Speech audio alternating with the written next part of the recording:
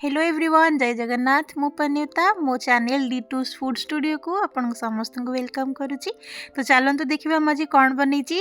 मुझे बनाऊँगी नवरत्न कोरमा। तो वीडियोटी को लास्ट पर्यंत देखूँ और मुझे श्योर जे आपको रेसिपीटी निहाती पसंद आसो। तो चलते देखिए मुझे केमती बनई।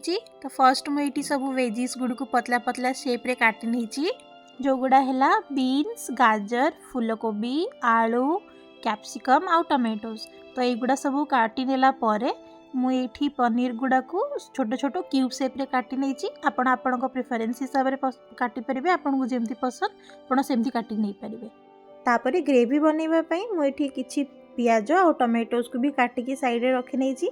आउे ग्राइंडर जार रे किछिटा रसुण, खंडे अदा, गोटे पियाज आउ दुईटी सुखिला लंका को लेकिन तार गोटे भल से फाइन पेस्ट बनी नहीं।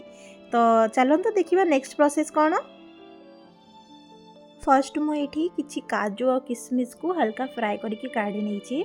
आउे कड़े रे तेल गरम करके आमर कटा होता वेजिस गुड़ को गोटे गोटे करके फ्राए करके काढ़ी नहीं।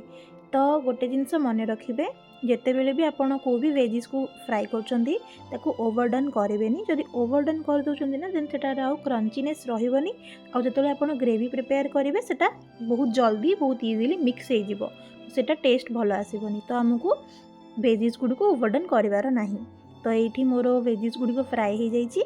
तो मुझे सब काढ़ी रखी नहीं। देखो केते सुंदर देखा जाउची। वेजिस गुड़ को काढ़ी नेला परे मुझे कटाई रखाई पनीर गुड़ी को भी फ्राए करके रखी नहीं। तापरे कड़े गरम करके से तेल गरम करके किसी जीरा ऐड कर नहीं। तापरे किसी पियाज भी ऐड कर नहीं। पियाज आमर जब गोल्डन ब्राउन कलर ही आसला से मुझे बटा होता मसला को भी ऐड कर नहीं। तो मसला टिके हल्का कषि होगला से कटा होता टमेटोज गुड़ा को भी ऐड करके रखी नहीं। मसला को 2 ରୁ 3 मिनट कषिला मुझे लंका गुंड, हलदी गुंड, लुण और करी मसाला ऐड करके आउ 3 ରୁ 4 मिनट भाजी नहीं। ये देखो मसला रू तेल छाड़ी आसला माने मसला आमर भलसे कषि हो सारा। तो ये मुझे कौन करी जो काजू और चारमगजर पेस्ट बनई ऐड कर नहीं। 2 ରୁ 3 मिनट पर्यंत भाजी नहीं। और किसी पानी देकी फुटिया छाड़ी देची। ग्रेवी रे टिके कलर आने मुझे काश्मीरी लाल मिर्च पाउडर यूज करी। आउ मसला फुटीगला से भजा ही रखाई सब वेजिस गुड़ी को गोटे गोटे करके ऐड कर नहीं। भल से मिक्स कर नहीं। एबे सबको भलरे मिक्स कर नेला परे किछिटा ग्रीन मटर ऐड कर नहीं। आउ गोटे बॉयल आसीबा परे सेथिरे किछि गरम मसला भी ऐड कर नहीं। ये देखो ग्रेवी आमर भल से फुटी आसलानी। तो एबे आमर भजा ही रखाई काजू आउ किशमिश को मुझे ऐड कर नहीं। आउ ग्रेवी रे टिके हल्का मिठा आने मुझा चीनी ऐड करी। आपन को मीठा पसंद नहीं आपन स्किप भी करें।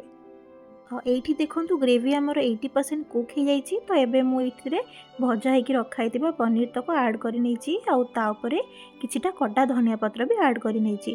जेहेतु आम घरे कसूरी मेथी कई पसंद करती तो से ऐड करनी।